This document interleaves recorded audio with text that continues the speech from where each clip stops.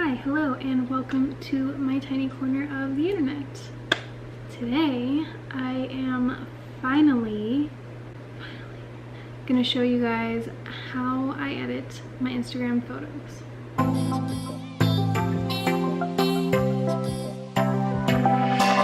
I have been wanting to film this video for so long, even since before I started my YouTube channel. I would get people asking me all the time how I edit my Instagram photos, and to be honest, it's not the easiest question to answer because there are a lot of steps and there are a lot of different ways that I do it depending on what the photo is. A lot of different apps that I use and like specific tools and the amount of the tools, so it's just like not easy to relay without just showing you. The reason that I put off filming this video for so long is because I just wanted to make sure that I did it right and that I didn't miss anything and included all of the questions that people would ask frequently, and that's just a bit overwhelming, a little bit stressful, but I'm finally sitting down to do it. Technically, this is the second time I've sat down to film this video because the first time my screen recording didn't work, but maybe it'll just go all the more smoothly this time. We'll see. So I'm going to be showing you all the different apps that I use, all the different techniques for the photos that I post on Instagram. But before we get started on that, I have a super quick announcement that I want to share with you guys. Hey y'all, sorry to interrupt, but I am so excited to announce that this video is actually sponsored by Skillshare. Now, if you don't know what Skillshare is, it's an online learning community with thousands and thousands of classes available. Anything from video editing to how to build your Instagram brand to how to draw things you never thought you could draw. Personally, I just finished a class on how to take pro iPhone photos, and let me just say the way that these classes are structured are so clear and concise and easy to follow. Now, even though Skillshare is super affordable, less than $10 a month for the annual subscription, because they're sponsoring this video right now, you can get a 2-month free trial with access to all of their classes. All you have to do is click on the link in the description below to get started. Let me just tell you, I would never recommend something to you guys that I didn't fully endorse myself and personally use. I strongly encourage you guys to just check it out. It's literally free, so what do you have to lose?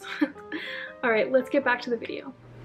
Alright, so jumping back into the video, if you follow me on Instagram, you have sort of an idea of the type of photos that I take and kind of the style that I edit them in. For the most part, they kind of fall into what I decided was 3 specific categories. I have outfit pics, selfies, and then kind of like random, more artsy photos. So those are going to be the 3 styles of photos, and I'm going to show you how I edit today. So I'm going to be screen recording on my phone while I go through the editing process so that you guys can really easily follow along. First, I'm going to start with the, I guess, easiest one, and that's just going to be the basic selfie. So I chose this photo just because I apply my most used method on this type of photo, so I can show you guys what I do 99% of the time. First, what I'm going to do is open the app VSCO, VSCO, I never know, I just call it VSCO. And then I'm just going to select that photo and import it into my library. And I'm going to open up the editing options.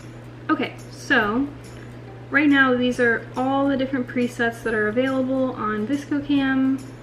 I do have a favorites section where you'll see that I have my favorites kind of in order.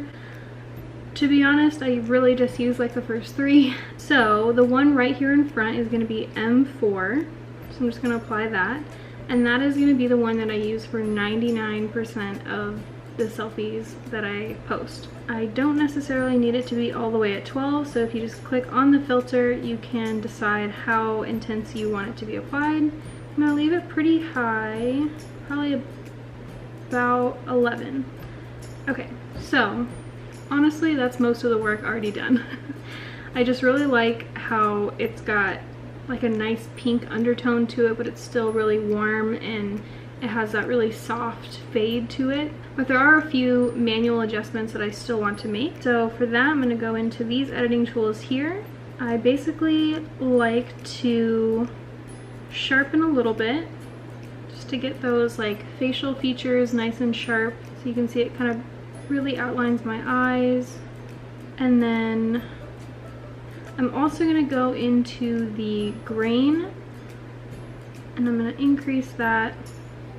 I just really like the look of like noisy photo grain, just makes it look really filmy. If you add too much, obviously it just looks fake and ridiculous.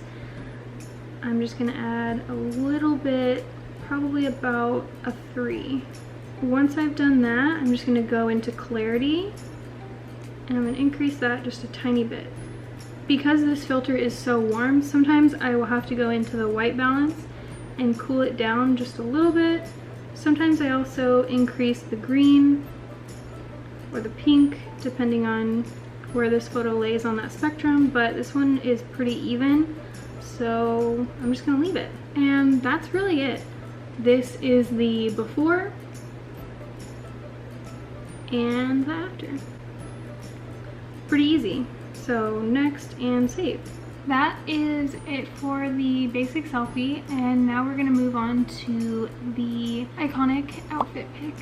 For that, I'm also gonna start in ViscoCam, and I'm just gonna import a photo, open that, go into the tools, and for this one, I tend to use pretty much 100% of the time the HB1 filter. And you can see that that just completely brightened and whitened a lot of things. It also deepened the contrast. Just such a huge difference. You can see this one is really yellow, and then after applying the filter, it's just so much more white, which is what I'm going for. Going for a nice white background with really contrasted subject. Yeah, apparently HB stands for Hype Beast. So now I'm gonna go into the manual tools. As you can see, this one didn't really add any fade or like grain or anything. It didn't really change the tint at all. So there's gonna be a bit more to editing this one than in the previous one. So first I'm gonna start out with the fade actually, because that's really gonna dictate how much of the other tools I use. So I'm gonna increase that quite a bit. I guess not quite a bit, about, let's say 2. And then I'm also gonna sharpen it, kind of a lot, let's say 4. And then increase the clarity a little, not a lot because it can really get weird. And then lastly, I'm going to increase the grain. And I can do this a lot more than in the selfie because it's more of a whole photo rather than just my face looking super grainy. So, but if you do it too much, it just looks like you have a dirty mirror. And then I'm going to go to the white balance again, and I'm going to take down the warmness quite a bit and increase the green. So that is it for this app. However, we are not done with this photo. So you can kind of see this was before ViscoCam and after. But we're not done. So I'm gonna go ahead and save that, and we're gonna go into the next app. The next app that I'm gonna open is Facetune, a crowd favorite, and I'm going to open the photo that I just saved from ViscoCam. So even though that did whiten the background quite a bit, I do want to whiten it a little bit more. You can see this corner is still pretty yellow looking. So what I'm going to do is I'm going to take this whiten tool that looks like a toothbrush with toothpaste on it, and instead of just going ham with my finger like this because that's gonna come out way too strong, way too fake. I don't really know how to explain it, but basically instead of doing it too hard, I'm just going to lightly tap so that it's not too harsh. That's the word I'm looking for. My God. And you can also take the erase tool and kind of dab over things if it does start to look too harsh.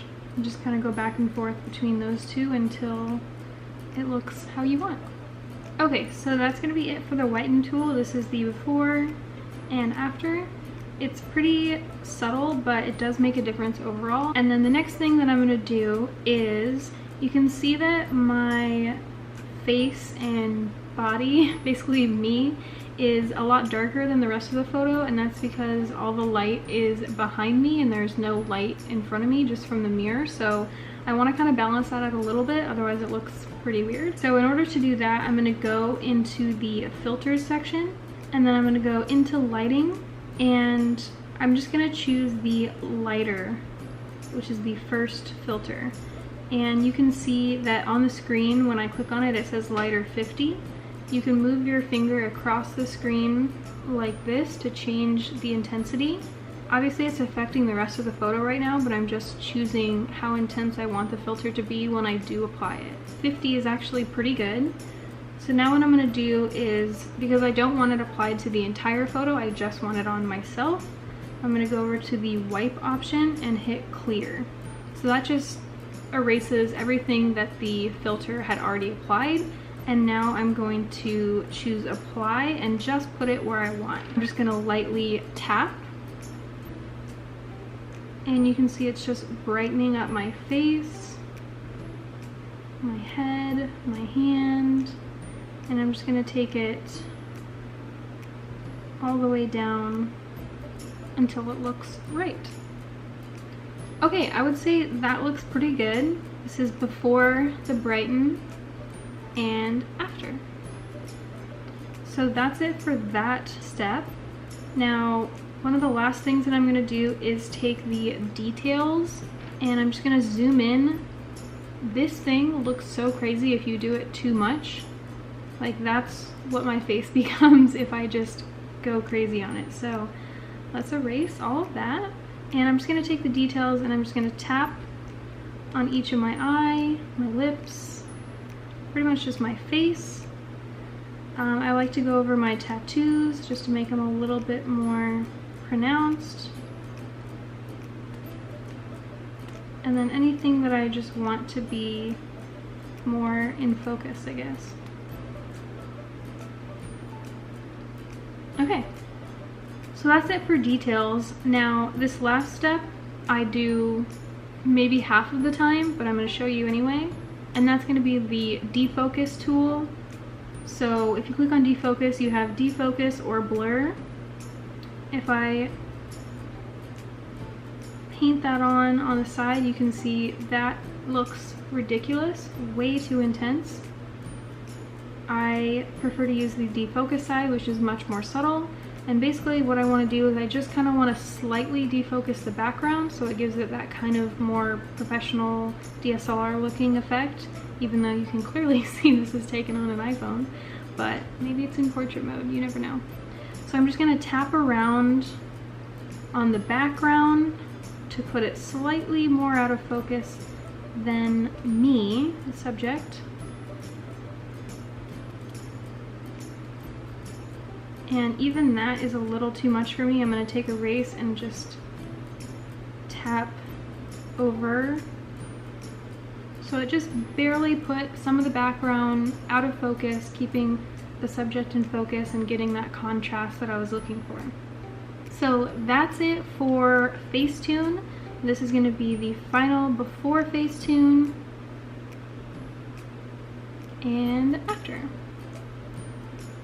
So overall, I whitened the background, I lightened my body, I detailed, and I defocused the background just a little bit. It's not a huge difference, but that's kind of what I really like about this app, is you can really go as light or as much as you want with all these tools. So this is the before, the complete original, this is the after. For the last section, I'm going to show you how I edit those kind of random, more artsy looking photos. And for that, I'm not going to use Visco or Facetune at all. I'm actually going to use one of my favorite apps one of my favorite apps I've ever used. It's so fun. It's called NoMo. Really similar to Fuji, if you ever used that when it first came out. So NoMo is an app where it simulates kind of old cameras. This one that I really like is supposed to be like one of those old disposable Kodak cameras. They have tons and tons of cameras. This is just my favorite one. Each camera has obviously a different effect. It will apply whatever that camera does to photos to the photos that you take, and it just kind of simulates all of the same buttons. So you hold it up, you can see what you're taking through here. You can do either a front-facing photo or a rear-facing photo. You can have flash or no flash, and this is the multiple photo option where you can stack photos on top of each other. There's tons of different cameras to choose from. Today I'm going to be showing you just a couple. So this one is called Toy F. In order to import, you're going to go into the library. You can see these are just some that I've taken, and then you're going to click on this little film strip here and choose a photo to import. For these types of photos, it doesn't work super well with just kind of like basic pictures like this. It does look cool, but I think it's better to use like kind of more artsy looking photos, if that makes sense. For example, like this photo. This one looks a lot cooler with this app's effect. Now, a lot like Fujicam, it is kind of random in the same manner that when you take an actual photo with a real disposable camera, it can be kind of random with how they come out, whether there's light leaks or it's darker or lighter. So sometimes if I don't like the way that this one came out, I will just upload it again until I like the way that it came out. I tend to like the ones that don't really have these reddish, purpley light leaks in them. I really like the ones that are pretty dark. But either way, they all look really cool, and it's a really fun thing to do with your photos. Let's do another one. These types of photos look amazing in this app. It's just really old disposable camera looking. And like I said, if you don't love the way that one came out, just pop it in there again. That one looks even better. So that's really it. You can take these photos and you can put them into another app if you want to add more film grain or you want to adjust the settings a little bit, but really I just love the random settings that this app applies automatically. The last thing that I want to show you is one of the other cameras on here. I don't use it as much, but it is really, really cool, and I know that a lot of people look for this type of effect. So if I go into cameras, I'm going to switch to this Polaroid instant camera. It's called the INSW. It's basically an Insta-X.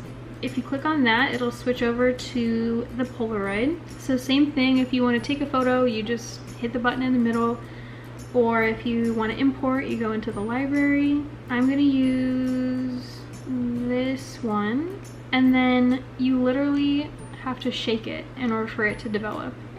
You don't have to shake it, but it increases the time that it takes to develop by like 50% at least. So it's much faster to do it this way. You can tell when it's done when it has the little arrow pop up. There you have it.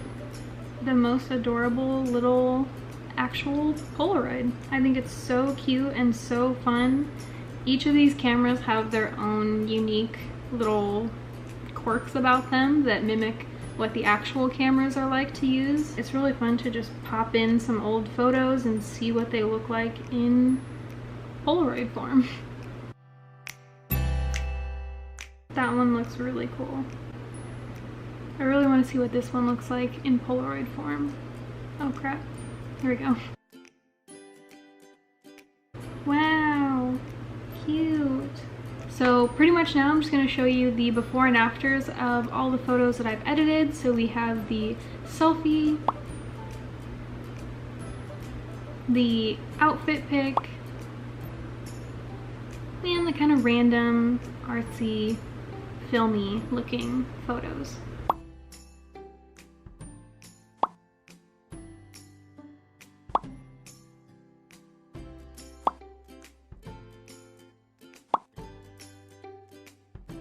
Those are all the photos that I wanted to show you how I edit today. However, I feel like I could make an entire video of all the different ways that I like to do like more Polaroid-y, film looking type photos. There's so many different apps that I've used and downloaded. There's some that I really like, different tools that you can apply. So if you want a video that's more all about that kind of style or a different style, let me know. I would love to go more in depth on those styles. I just didn't want to go too deep into just that one on this video. I kind of just wanted to show you guys the basics and like my normal everyday editing techniques. But like I said, if you do want a video catered to like more grungy Polaroid film looking photos, then definitely let me know and I'd be happy to show you all of my tricks that I've learned over the years in its own video. That's really gonna be it for this video. I'm so glad that I finally took the time to sit down and film it. It's been so long. Hopefully I didn't miss anything, but if you do have any questions about this process or things that you'd like to see me explain in the future, definitely let me know. I try to get back to all y'all's comments down below. Thanks so much for watching. Don't forget to check out my description box for your free 2-month trial of Skillshare Premium, and I'll see you guys in the next one. Bye!